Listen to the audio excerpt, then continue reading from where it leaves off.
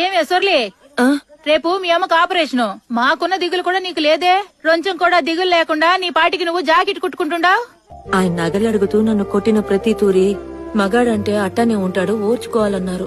కాని అమ్మ మాత్రమే వాడేంటే నీకు తిండి పెట్టేది, నువ్వే పని చేసుకుంటూ బతకడం నేర్చుకో అని నన్ను ఇడికి తీసుకొచ్చింది. అమ్మ ఇంటి పనుల కోసం నన్ను ఇడికి తీసుకొచ్చి నానా పాటలు పెడుతోందని ఊరోళ్ళందరూ అనుకుంటున్నారు. కాని నిజానికి అమ్మ నాకు ఎవరితో లేకపోయినా ఒంటరిగా ఒక ఆడది ధైర్యంగా ఎట్ట బతకాలో నేర్పించినది. ఈరోజు నాకంటే ఒక పని ఉండదు. నా కొడుకు నేను చదివించుకొని గౌరవంగా బతుకుతున్నాను. నేను ధైర్యంగా ఉన్నా. ఇప్పుడు మాత్రం నేను ఏడ్చినానంటే ఏమే నేను లేకపోతే నీకు బతకడం చేత కదా, అట్ట నిన్ను పెంచినానా అని అమ్మ సీపుర్తో సిత కొడతాది. మీకు తెలుసా, పెండ్లికి ముందు రోజు వరకు అమ్మ నన్నెవరికి తెలియకుండా బడికి తీసుకెళ్లి తీసుకొచ్చేది. టీచర్ అమ్మ కూడా అడిగి